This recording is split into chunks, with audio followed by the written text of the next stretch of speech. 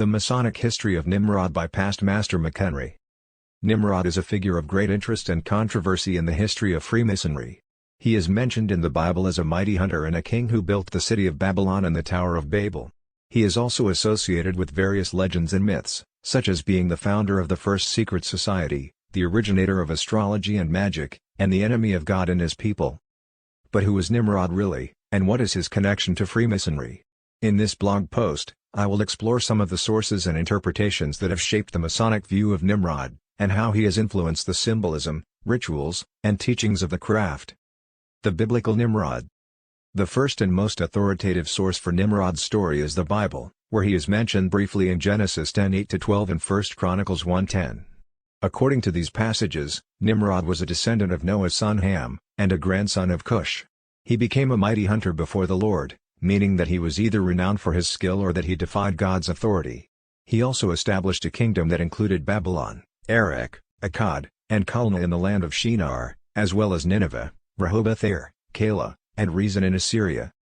The most famous episode involving Nimrod is his attempt to build the Tower of Babel, a colossal structure that was meant to reach the heavens and make a name for himself and his people.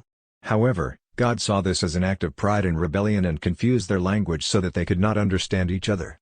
As a result, they scattered over the face of the earth, and the tower was left unfinished. The name Babel means confusion in Hebrew, and it also became a synonym for Babylon, the city that Nimrod founded. The Masonic Nimrod. The biblical account of Nimrod leaves many questions unanswered, such as his motives, his character, his fate, and his relationship with God. This has led to various interpretations and elaborations by different traditions and scholars over the centuries.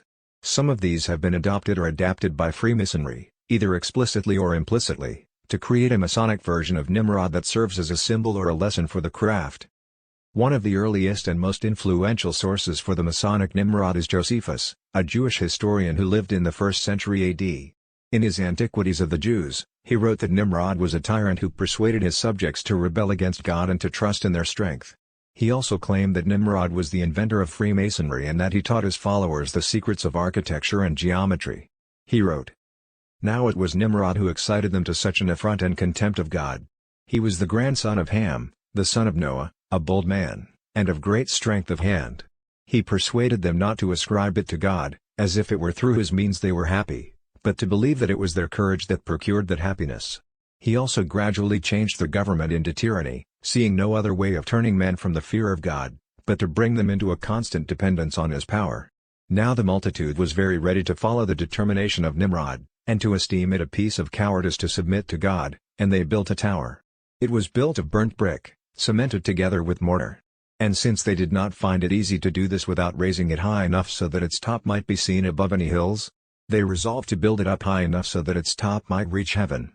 But when God saw what they did, he confounded their language, and thus they were dispersed over all parts. And this is why it was called Babel, because here God confounded their language." I found by comparing the writings of Josephus with others his account influenced many later writers who expanded on his ideas or added their details. I will expound on these ideas in a later lecture. This is a monumental topic and will be revisited. Back to Josephus for example. Some writers claim that Nimrod was killed by Shem or Esau for his wickedness. Some writers identified Nimrod with various pagan gods or heroes, such as Osiris, Orion, Hercules. Islamic traditions have comparable stories found in earlier writings as well as works called hadiths that give details of Nimrod in Arabic. Like and subscribe for more. Hit the bell, stay tuned. Let's get to the light.